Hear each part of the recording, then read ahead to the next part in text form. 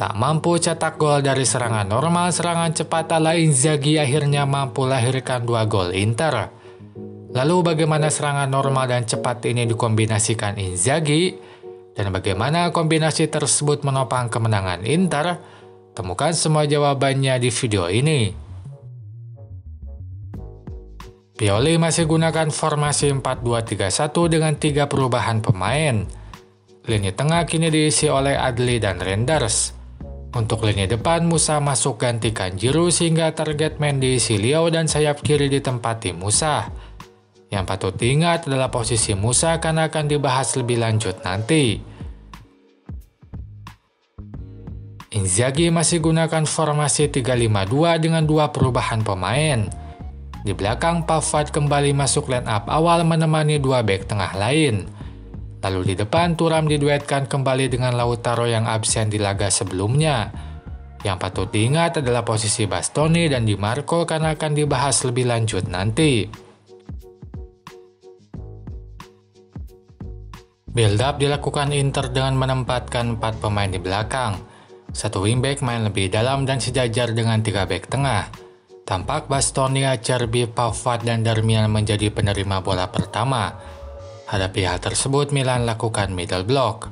Mereka tidak menekan sejak awal dan memilih merapatkan diri ke tengah. Itu membuat Acerbi leluasa membawa bola sampai lini tengah. Saat bola sudah di tengah, hal yang sama dilakukan. Hanya saja kini komposisinya berbeda. 3 pemain terbelakang tak selalu bek tengah tapi kadang diisi oleh Calhanoglu. Tampak Calhanoglu diapit Acerbi dan Pavard. Perubahan ini pun menggeser Bastoni ke sisi kiri dan Di Marco maju ke depan kiri. Situasi tersebut membuat 2 wingback bisa segera maju. Darmian dan Di Marco bisa segera sejajar dengan 2 penyerang di depan. Membuat 4 pemain Inter dihadapi 4 bek Milan. Kondisi yang harusnya tidak boleh terjadi dan melemahkan pertahanan Milan. Hal tersebut pun diantisipasi Pioli dengan mengubah komposisi pemain dan taktiknya. Ia sengaja tidak memainkan Chukwueze dan Okafor di sayap kanan untuk mengantisipasi serangan sayap Inter yang dominan dari sisi lapangan. Dengan demikian, Musahya mengisi sayap kanan bisa main lebih dalam dan membentuk formasi 5 bek. Maka 4 pemain Inter bisa dihadang 5 bek Milan. Hal tersebut secara matematis membuat pertahanan Milan lebih baik. Situasi tersebut tak hanya terjadi saat serangan normal tapi juga serangan balik. Musa banyak main lebih dalam sehingga saat Inter lakukan serangan balik, formasi 5 bek bisa segera terbentuk.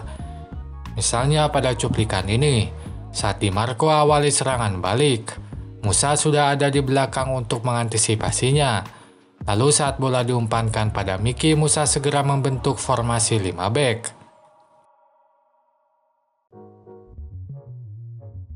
Dalam kondisi tersebut, Inzaghi coba memecah pertahanan lawan dengan tetap lakukan build-up perlahan di belakang.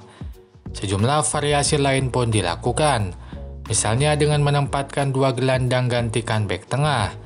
Terlihat Calhanoglu dan Barella berposisi sejajar dengan bek tengah di pertahanan. Itu membuat Bastoni dan Pavard melebar ke sisi lapangan dan 2 wingback Darmian dan Di Marco bisa segera maju sejak awal. Maka saat bola ada di pertahanan lawan, Inter kembali bisa menempatkan 3 beknya di depan. Terlihat Bastoni, Di Marco, dan Darmian mengapit Thuram dan Lautaro. Lalu crossing pun dilakukan dari Bastoni ke Darmian. Darmian menerima bola dan pantulkan bola ke Lautaro. Sayang tendangannya masih melambung. Selain lakukan build-up perlahan, Inzaghi menerapkan build-up cepat. Hal ini dilakukan dengan mengubah jenis umpan. Sementara untuk posisi tiap pemain tetap sama. Pada cuplikan ini tampak Calhanoglu tetap main lebih dalam sehingga Bastoni bisa berposisi lebih maju. Nah, bedanya kini bukan umpan pendek tapi umpan panjang yang dilakukan. Uniknya umpan panjang terobosan ini hampir selalu diarahkan pada Thuram bukan Lautaro. Lalu mengapa itu dilakukan? Inzaghi sadar Thuram memiliki kemampuan dribble dan lari yang baik, sehingga umpan panjang terobosan banyak diberikan ke Thuram dibandingkan Lautaro. Ini pun sebenarnya bukan hal yang baru sebab di klub sebelumnya Thuram memang kadang dimainkan sebagai pemain sayap pengingat kemampuan dribble dan kecepatannya. Taktik ini pun cukup efektif sebab bek Milan sulit mengantisipasi kecepatan Thuram. Misalnya pada proses gol pertama, sepak pojok yang jadi sumber gol pertama berawal dari serangan cepat Inter. Tampak Bastoni lakukan umpan panjang ke Thuram. Thuram mampu menerima bola di dalam kotak penalti. Ia pun mengecoh satu bek dan lakukan crossing. Sayang crossingnya dibendung bek Milan dan hasilkan sepak pojok bagi Inter. Nah, pola tersebut tak hanya terjadi pada proses gol pertama tapi juga gol kedua. Gol kedua tercipta dengan pola yang sama. Kembali Calhanoglu main lebih dalam sehingga membuat Bastoni bisa main lebih maju. Dari posisi tersebut, Bastoni lakukan umpan panjang terobosan ke Thuram. Thuram pun mampu menerima bola. Kembali ia mampu mengecoh bek Milan dan bawa bola ke depan kotak penalti. Kini ia tak umpankan bola tapi langsung lakukan tendangan ke gawang Milan. Gol kedua Inter pun tercipta. Dari dua gol Inter tersebut, tak hanya proses awalnya saja yang memiliki pola yang sama tapi juga pola akhirnya. Pada proses gol pertama saat Thuram menerima bola di dalam kotak penalti ada 3 pemain yang menghampirinya. Mereka adalah Darmian, Lautaro, dan Miki. Hal tersebut pun terjadi juga dalam proses gol kedua. Saat Thuram menerima bola di pertahanan Milan terdapat Darmian, Lautaro, dan Miki yang ada di sekelilingnya. Ini menandakan pola serangan cepat ini terkonsep dan sudah disiapkan Inzaghi untuk laga ini.